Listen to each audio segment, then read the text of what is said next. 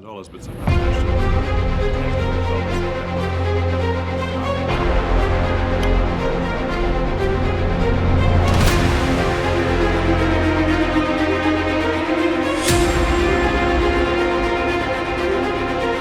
그 당시 그 나라의 위정자들의 사금융처럼 활용되는 부분도 있었어요. 그러다 보니까 훨씬 미국의 정책 기조에 동조하는 성향들이 확인이 됐었고, 지금 미국이 그리고 있는 전 세계의 영향력을 발휘하는 체계는 언제적 버전이냐, 원조 주고 그거 가지고 말이야, 이제 우리 돈 줬으니까 미국 말 들어, 올드 패션이라는 거예요. 그래서 미국 내에서도요, 민주적인 시스템이 미래 신산업에 육성하는 데 있어서는 지금 가장 최적화된 방식은 아닐 수 있다라는 지적들도 있어요. 어떻게 보면 USAID 2.0 새로운 방식으로 우리가 해외 많은 국가에게 영향력을 행사하는 대로 트랜스퍼하자. 첫 단추를 지금 그거부터 없애고 돈을 세이브해서 글로 가자 하고 있는 진짜 첫 단추일 수도 있어요.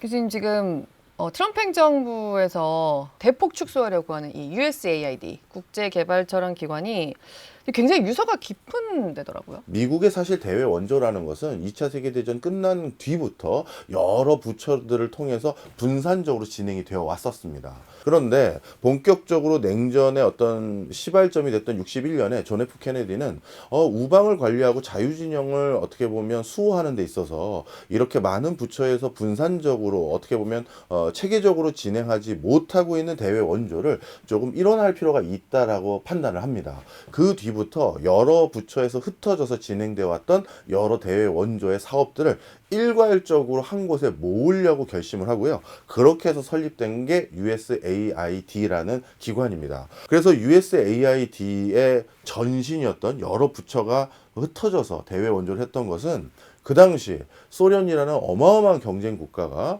외부에 원조를 해줌으로써 공산 진영의 편제를 더 늘리려고 했던 것을 저지하고, 최고의 우방 국가들인 서유럽 국가들이 다시 전후 피해 복구를 빠르게 재건해서 자체적으로 어떤 역량을 가질 수 있는 것을 도와야 된다. 그게 미국의 여러 영향력과 입김을 늘릴 수 있다라는 철저히 미국의 이익이 고려되지 않고서 그게 전개됐다라고는 누구도 얘기하지 못합니다. 그리고 USAID는 그것을 좀 더 냉전이 본격화된 시점에 아주 주도 면밀하게 하기 위해서 만들어진 기관이다. 이렇게 보시면 되겠고요.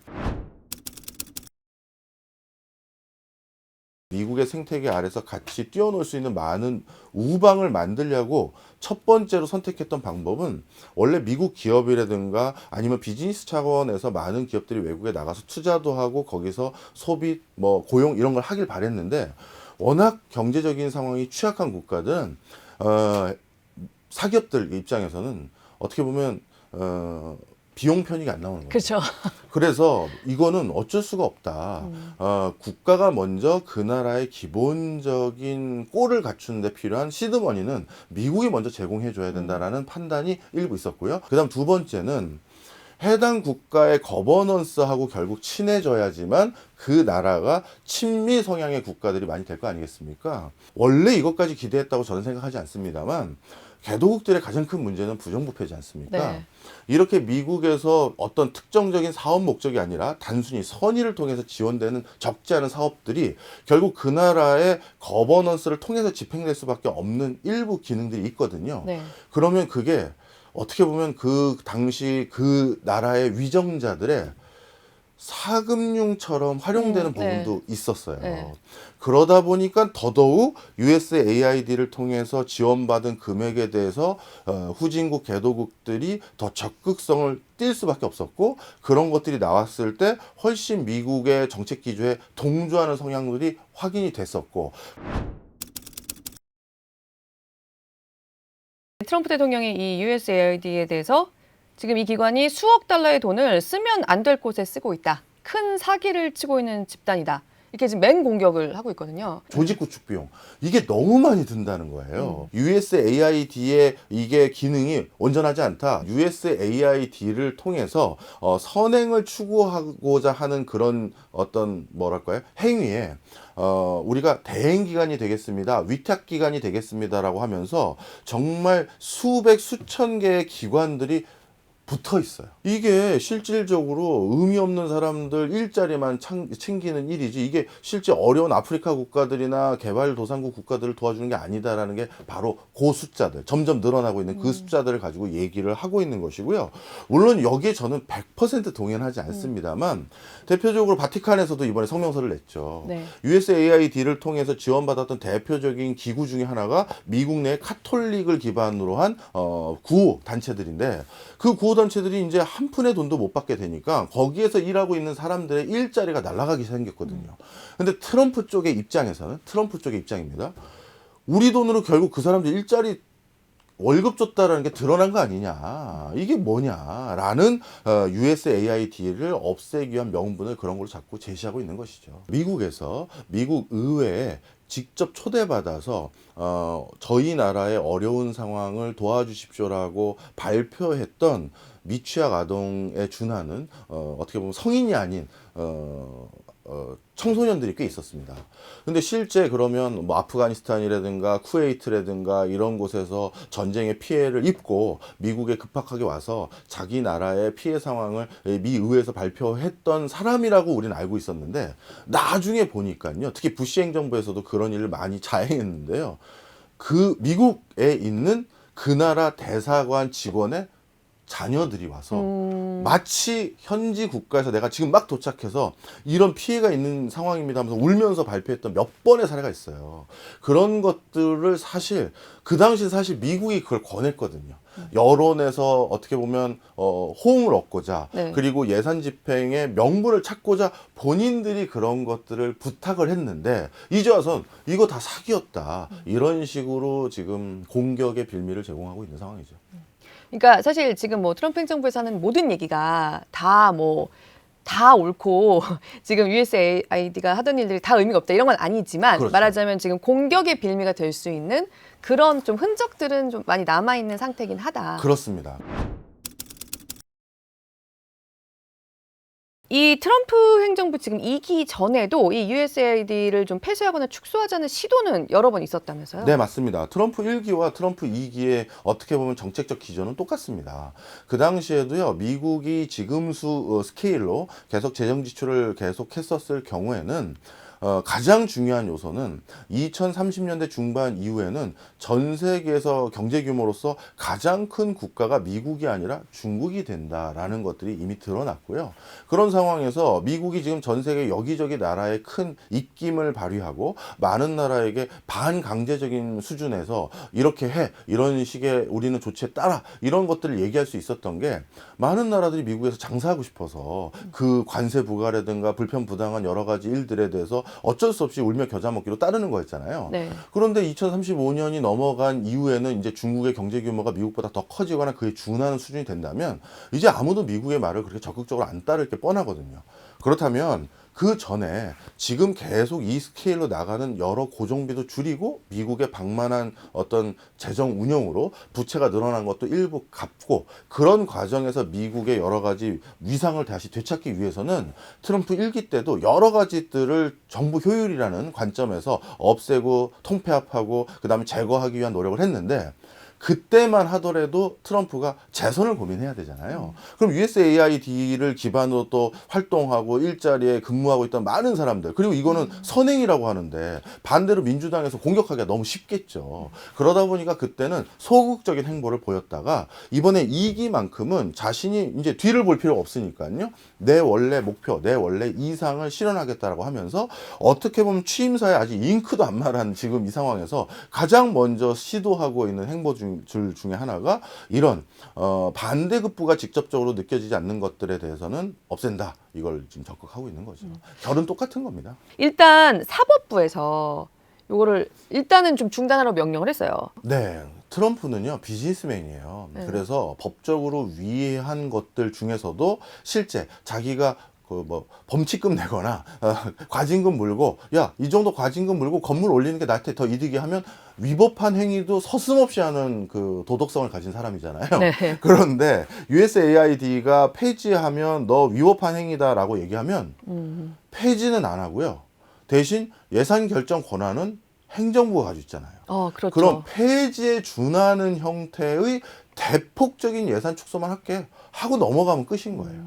그래서 예전에 했던 사업들 다 줄이고요. 지금 이 사업만 하겠습니다. 그리고 직원은 뭐 지금 뭐 10,000명 가까운 뭐 수준의 많은 인력이 직간접적으로 있다고 하는데 몇백 명으로 줄여버려 하면 실질적으로 그게 폐지나 다름없거든요. 그래서 이 판사의 어떤 뭐랄까요 지적을 통해서 본인이 얘기하고 싶은 메시지는 뭔지는 알겠으나 그것 때문에 이런 결정된 행보가 퇴색되거나 변경될 가능성은 별로 없어요. 네. 한국계 최초로 미국 연방 상원의원이 된 앤디 김 같은 사람은 이런 말도 했더라고요. 이제 중국이 전 세계에 영향력을 행사하기 위해서 싸울 필요조차 없어졌다.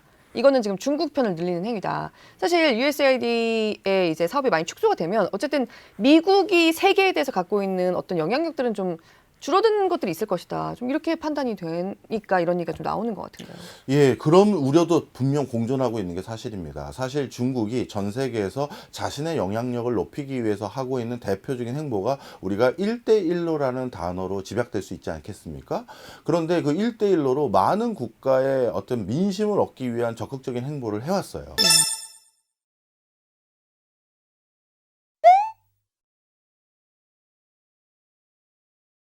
그래서 바로 그런 행보 속에서 그러면 예전에 미국이 60년대 그리고 2차 대전 이후 진행해왔던 그 행보를 지금 중국이 혼자 독자적으로 하게 놔두는 거 아니냐. 그런 관점에서 중국의 영향력만 키우는 행보가 USAID를 없애는 행보다라는 지적인데요.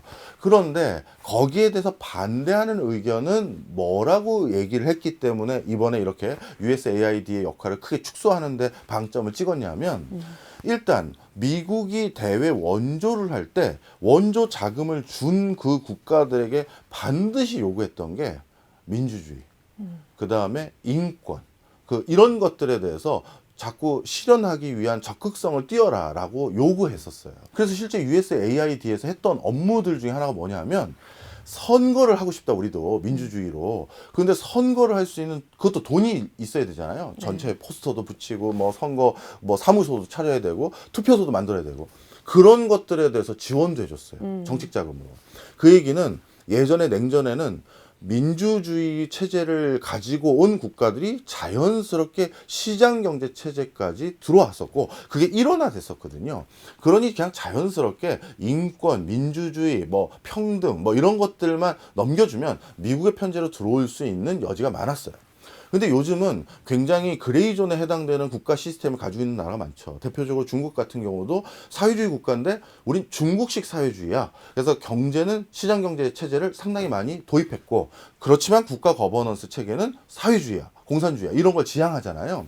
그러다 보니 중국은 이런 상황에서 많은 나라에게 사회주의를 또 권하기도 애매모호해졌고 그러다 보니 1대1로 사업은 철저히 상업적인 목적만을 기반으로 외국을 지원해줬어요. 그러다 보니까 1대1로 사업에서 지금 많은 국가들이 문제가 터져나기 시작한 겁니다. 어떻게 보면 시드머니가 없어서 경제활동이 많이 안 일어나고 발달이 안 생긴 나라도 있지만 사실 대부분의 중진국이나 후진국들 같은 경우는요 시드머니가 문제가 아니라 사회 전반의 그 어떤 뭐랄까요 경제하려는 의지를 퇴색시키는 여러 요인들이 복합적으로 있거든요. 네. 그래서 1대1로 사업으로 항만 짓고 고속도로 놓고 철도 놓고 아니면 공장 짓는 것이 결국은 중국에 우리가 매칭했던 펀드마저도 중국으로 흘러가게 만들고 이쪽 지역에서 중국의 어떻게 보면 영향력만 키운 사업이지 이게 우리나라 국가 발전이나 내 일자리에 뭔 도움이 됐느냐라고 했었을 때 많은 1대1로 사업에 참여했던 국가들이 지금 의구심이 있는 거예요. 적어도 국민들은. 그러다 보니까 지금 USAID를 통해서 대외 원조를 덜 해도 된다라고 주장하는 쪽의 입장에선 1대1로 사업에 대해서 이미 국제적으로 지원받았던 국가들이 굉장히 부정적으로 생각해. 그걸 긍정적으로 생각하는 나라들은 파키스탄을 비롯해서 몇몇 나라뿐인 것이지 아무 그게 우리가 이거 예산 줄인다고 해도 영향을 받는 게 아니다라고 주장하는 사람들도 있습니다.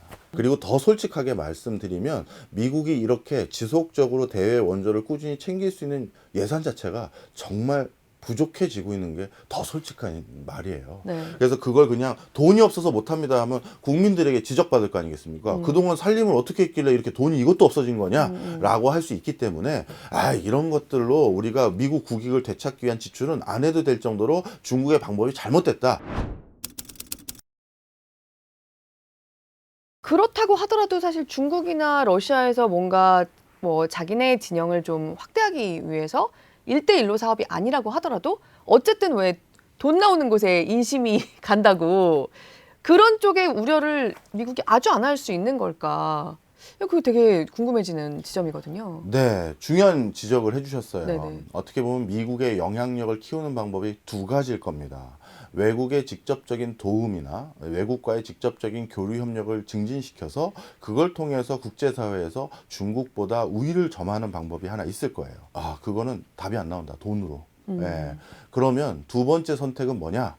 2차 세계대전 전에, 1차 세계대전 전에 유럽의 많은 그 당시 가장 그 부자 국가들이 많았던 유럽이 미국의 도움을 요청할 수밖에 없었던 이유, 그리고 베트남 전쟁 이후 미국이 정말 급격히 이제 와해되거나 쇠퇴할 거야, 국제적인 영향력이 떨어질 거야 했었을 때 그걸 다시 복구했었을 때 미국의 가장 큰 원동력은 뭐였을까 했었을 때 그 당시 많은 행보들이 미국 우선주의를 선택했기 때문에 지금 미국의 지위를 계속 유지할 수 있었다라는 정책적 판단을 트럼프 행정부에서 하고 있는 것 같아요.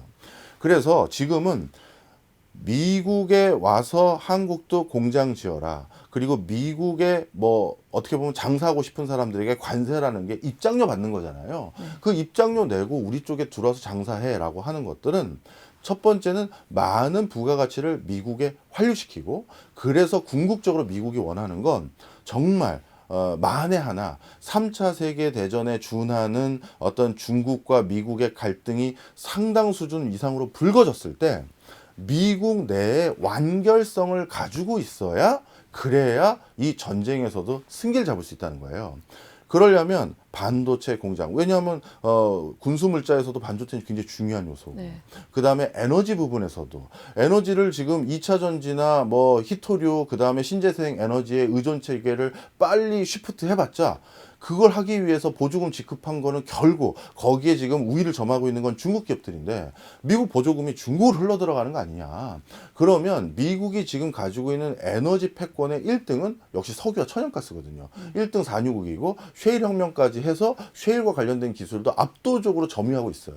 그래서 이런 것들을 기반으로 에너지, 곡물, 그 다음에 여러 가지 산업 생태계 자체도 미국 내에서 전부 다 들어오게 만들어서 어떻게 보면 미국의 완결성, 독자성, 이걸 더 강화시키려는데 돈을 더 쓰려는 목적이 많아 보이고요. 그걸 하는 것이 더 패권을 오래 유지한다고 생각한 거예요.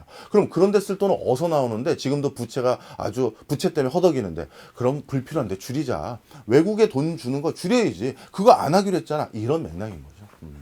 이게 옳다라는 얘기가 아니라 그런 판단을 했다는 겁니다. 네.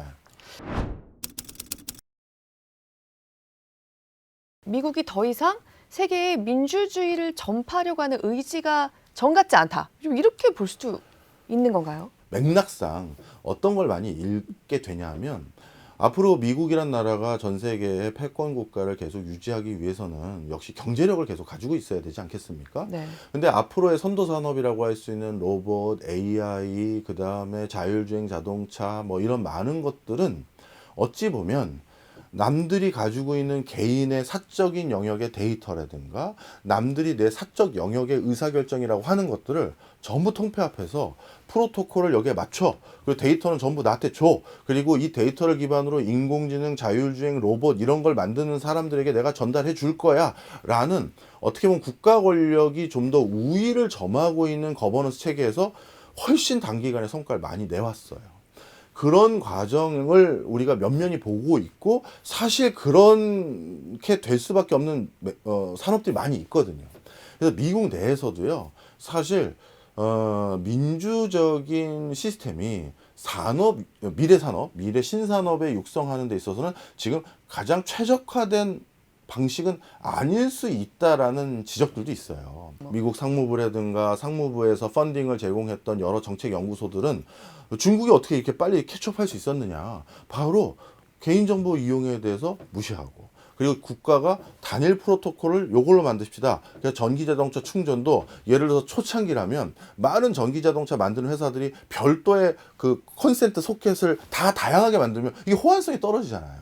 근데 정부가 다 강압적인 수준에 가까울 정도로 다 이렇게 체계를 만들어주고 전달을 하다 보니까 이게 훨씬 빨리 디벨롭 되는 그런 과정이다라는 게 사례 연구로 막 들어가 있거든요. 그 얘기는 달리 말하면 우리는 그렇게 못하잖아. 왜? 민주주의 때문에. 우리는 그렇게 할 수 없잖아. 왜? 민주적인 거버넌스 체계 때문에. 이런 얘기를 뒤에 숨기고 있는 거예요. 그렇다고 미국이 민주주의를 뭐 퇴보하겠다, 이렇게까지 선언한 그런 보고서가 있는 건 아닙니다.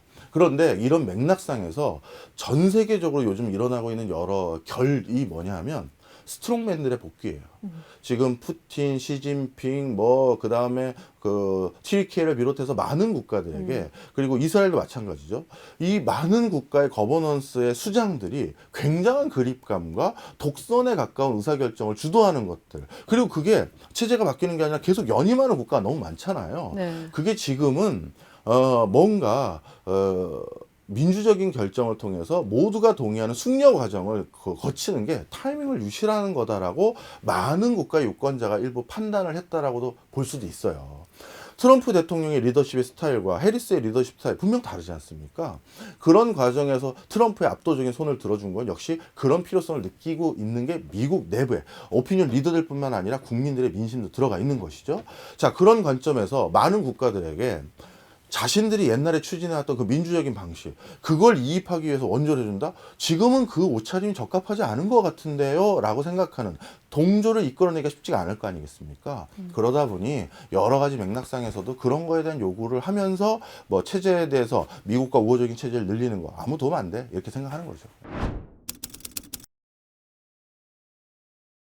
기술과 뭐 테크놀로지 모든 것으로 약간 통합된 전체주의로 인류가 걸어가는 것 같은 그런 느낌까지 약간 그려지는데요. 걱정이 저도 많습니다. 예를 들어서 어떤 나라가 패권을 유지하기 위해서는 에너지 패권, 그리고 식량 패권, 그리고 국방 패권, 이런 것들을 계속 고수해야 되는데, 앞으로 이런 것들을 고수하는 방법이 예전처럼 그 나라에서 자생적인 생태계를 미국과 유사한 시스템으로 내재하고 성장하고 이런 것들이 중요한 게 아니라, 아주 단순히 표현드리면요, 이게 단순히 표현드리는 겁니다. 미국의 메인 서버에 의존하는 생태계를 많이 유도하는 게 제일 유리해지는 걸로 바뀌어요. 대표적으로 우리나라가 지금 학계 출산율이 가장 낮아지는 대표적인 나라 중에 하나로 꼽히지 않습니까? 근데 OECD 모든 나라들이 이스라엘 빼고는요, 학계 출산율이 2.1이 안 돼요. 정도의 차이만 있지 진짜 인구가 점점 다 줄고 있는 상황이거든요. 그럼 그 나라 공통적으로 다 고민해야 될 게, 국경은 누가 지킬 건데, 산불났을 때 누가 끌 건데, 그리고 사회적으로 기피하는 직종의 일은 누가 할 건데에 대해서 답을 찾아야 돼요. 근데 그런 걸 할 수 있는 시스템이 당연히 인공지능과 로봇이거든요. 그럼 이 인공지능과 로봇을, 쉽게 말해 미국산 인공지능과 로봇을 가져간 국가들 같은 경우는 당연히 그 로봇에 탑재된 인공지능이 계속 업데이트해야 되고 유지 보수해야 되고, 그리고 그게 그 로봇 뒤에서 누가 조이스틱으로 하나하나 1대1로 조정하는 게 아니잖아요.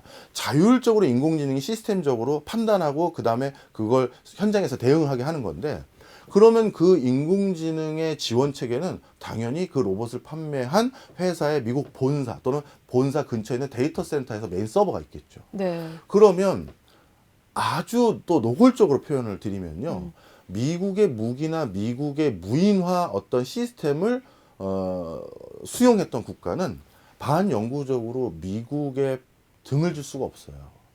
그럼 달리 말하면 미국이 반영구적인 패권국가 되는 거예요.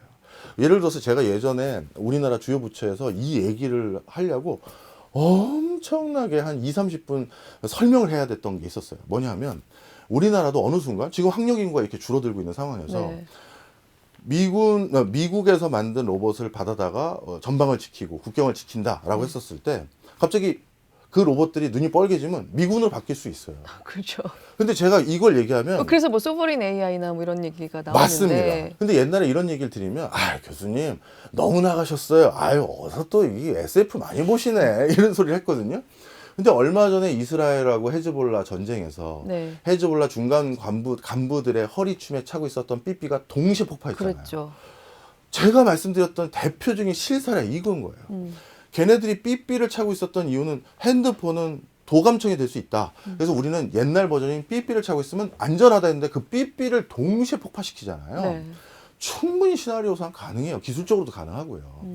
그래서 지금 미국이 그리고 있는 전 세계의 영향력을 발휘하는 체계는 언제적 버전이냐. 원조 주고 그거 가지고 말이야. 이제 우리 돈 줬으니까 미국 말 들어. 올드 패션이라는 거예요.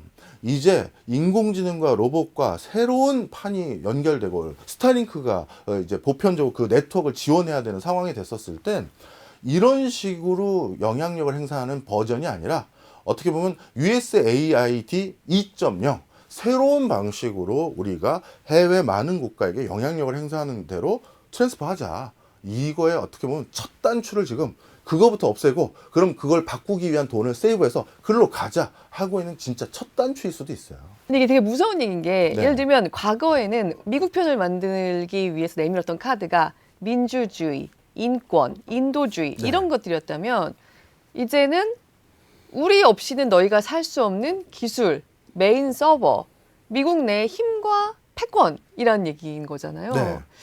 세계가 어쨌든 그쪽 방향으로 가고 있다는 게 사실 미래를 생각하면 와 우리가 지금 어떤 미래를 향해서 걸어가고 있는 건가라는 상당한 공포감을 좀 불러일으키는데요. 우리는 공포감인데요. 미국 입장에선 그건 검증된 방법입니다. 무슨 소리냐?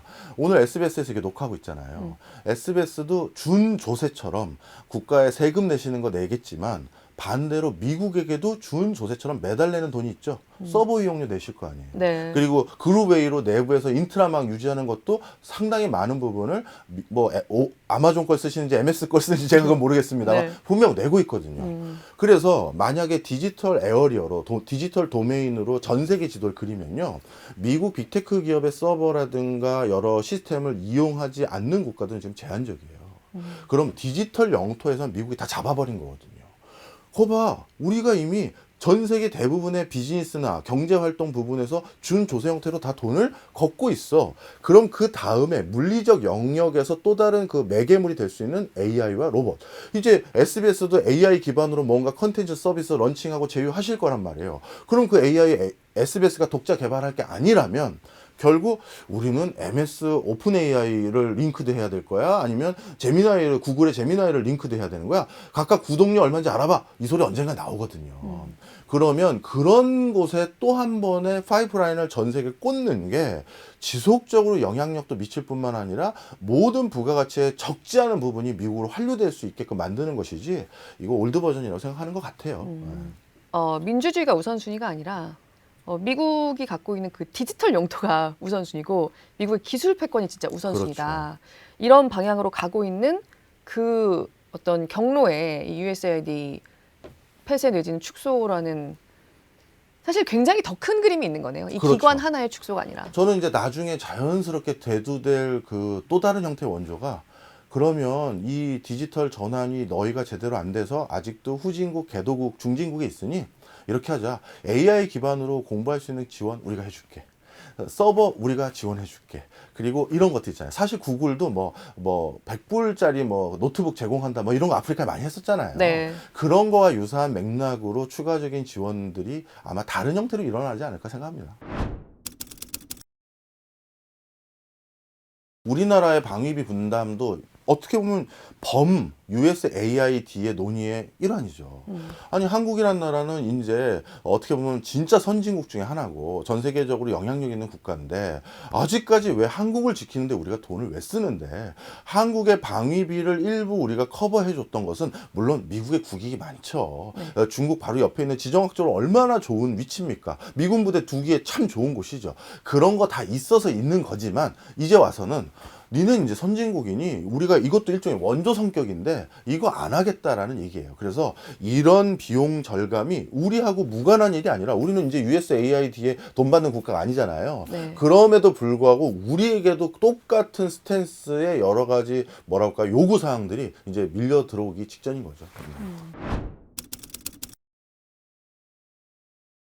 일단 우리나라나 일본 같은 경우는 대외 원조 기관을 설립해서 그걸 통해서 우리도 달성하고자 하는 최고의 목적은 우리 제품 수출하는 거였습니다. 이미 전 세계가 다 아는 패잖아요.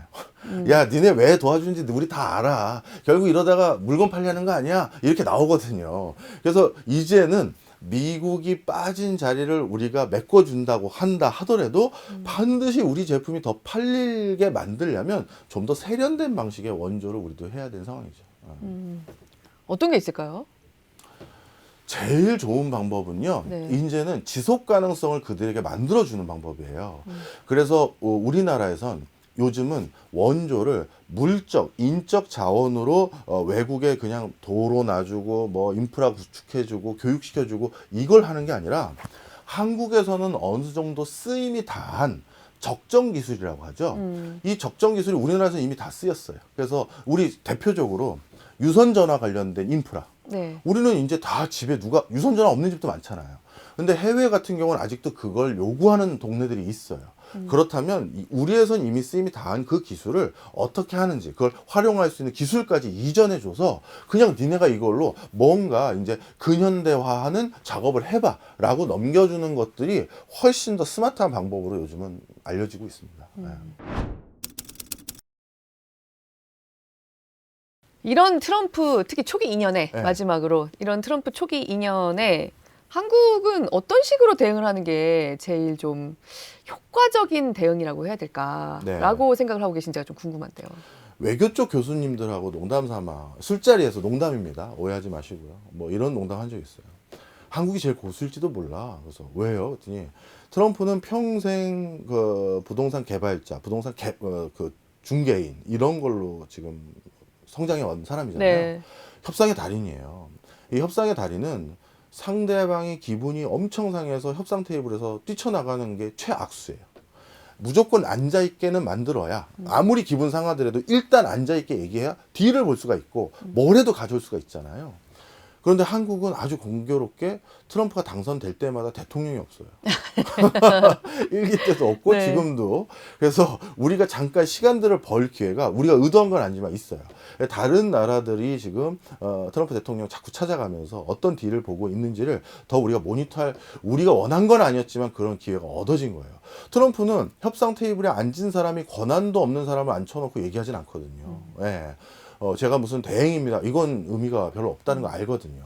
그래서 지금 이 상황에서 우리가 할 수 있는 것은 진짜 중국의 어느 아킬레스건을 때리기 위해서 어떤 전략 전술을 구가하려고 하는 거구나. 우린 경제만 얘기했지만 지금 핵 확산 방지에 대한 협의도 해야 되고 그것뿐만 아니라 우크라이나 전쟁도 있고 중동 지역의 판을 어떻게 귀결시킬지도 또 중국과 직간접적으로 다 영향이 있는 거거든요. 그런 판세를 볼 수 있는 본의 아닌 기회일 수도 있어요. 근데 약간 이 협상 테이블에 앉을 사람이 없으니까 이럴 때 그냥 막 때려놓고 하다가 우리에게 약간 불리한 방향으로 결정되는 것들도 좀 있을 수 있지 않을까요? 그렇죠. 그래서 그런 시간이 본의 아니게 끌려지는 상황에서 우리에게 데미지가 더 있을 요인이 있는지도 이번에 판단을 해야 되는 거예요. 그런 과정에서 그런 게 있다라고 판단이 되면 지금 이 상황은 우리가 돌이킬 수는 없는 거잖아요. 네. 협상 대상자가 우리가 없어진 거는. 그러면 그것까지도 이번에 같이 대안을 찾아야죠. 네.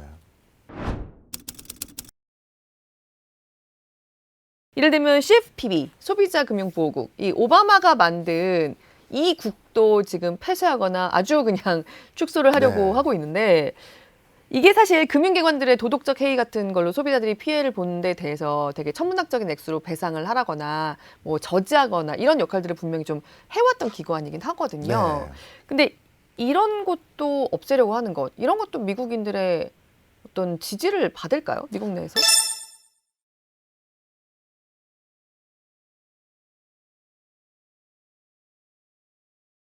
이게 사실 국가마다 어떻게 보면 국가의 뭐랄까요?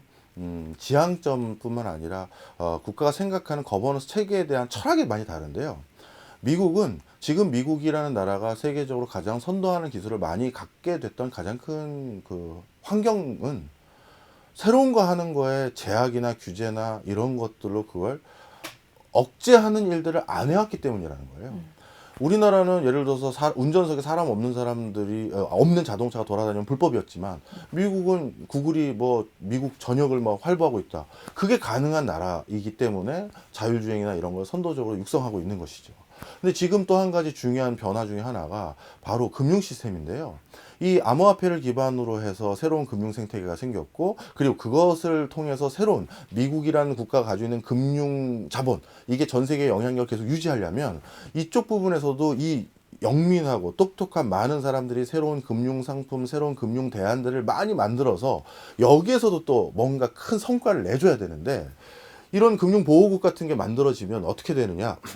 예를 들어 골드만삭스라든가 JP 모건이 암호화폐라든가 신금융 기법으로 이런 암호화폐 생태계에서 비켜가는 어떤 새로운 대안들을 제시했었을 때 그걸로 약간 문제를 느꼈다, 내가 손해를 봤다 하는 사람들이 집단 소송하거나 변호사를 통해서 법적 근거로 그런 데 도움을 받아서 또 내 피해보상금 내놔, 이런 게 좀 더 원활해지는 거죠. 그쵸. 그러면 미국은 대부분 뭐 승패로 끝나는 게 아니라 중간에 합의 보잖아요.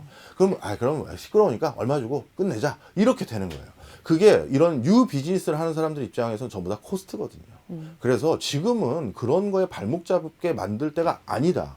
그러면 금융 소비자의 보호는 어떻게 하라는 겁니까? 미국은 예전부터 거기에 대해서 이렇게 생각하는 국민들 스스로도 많았어요.